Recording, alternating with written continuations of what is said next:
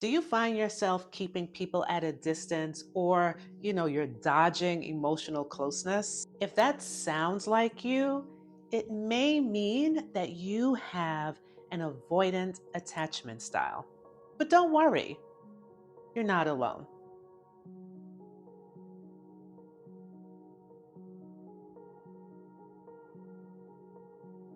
Hey, I'm Nadia Edwards, your guide, your wingwoman for dating over 40.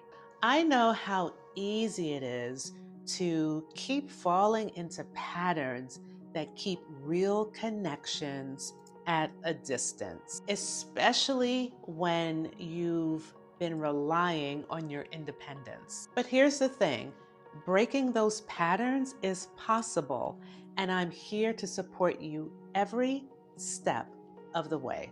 If topics like attachment styles and creating secure connections, if those resonate with you, hit the subscribe button so we can keep growing together.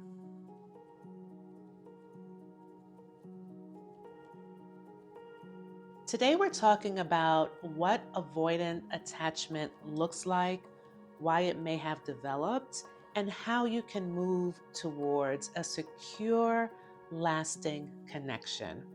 Ready? Let's get started.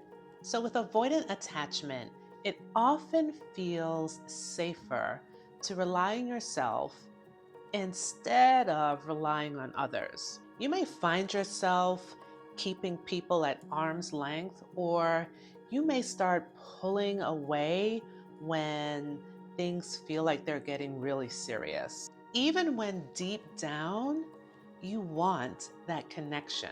Some common triggers for someone who has an avoidant attachment style are when a partner wants too much closeness or emotional connection too quickly. It can feel overwhelming.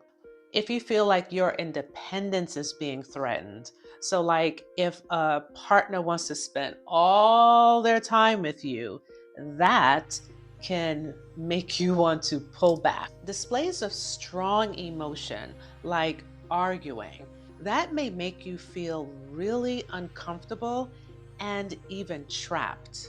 When someone relies on you too emotionally, it can make you feel like they're asking too much of you and cause you to retreat, again, running away from the relationship. If any of these sound familiar, you're not alone.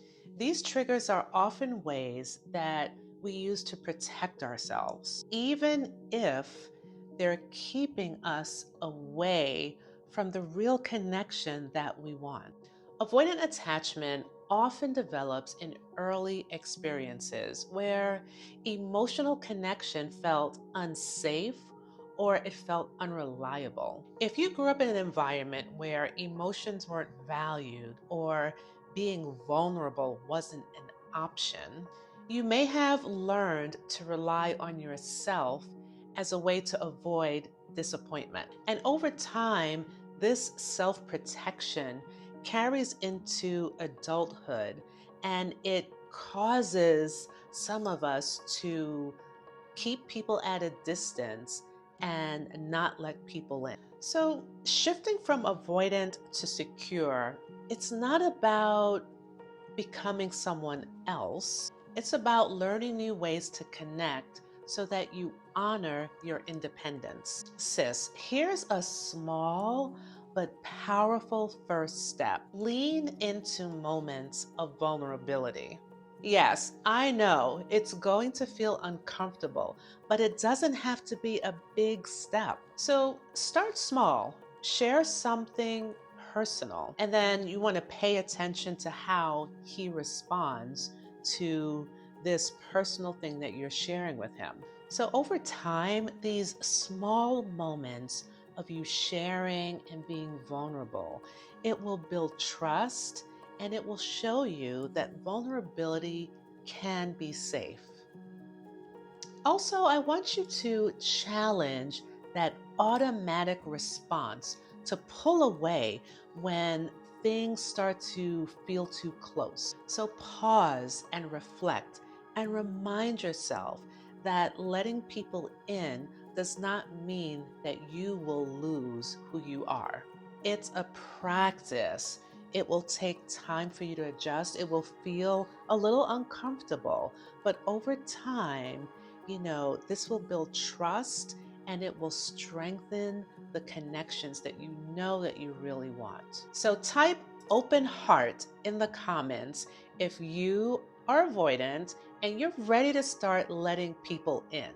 And don't forget to hit the subscribe button so you do not miss any episodes in this attachment series. Talk to you soon.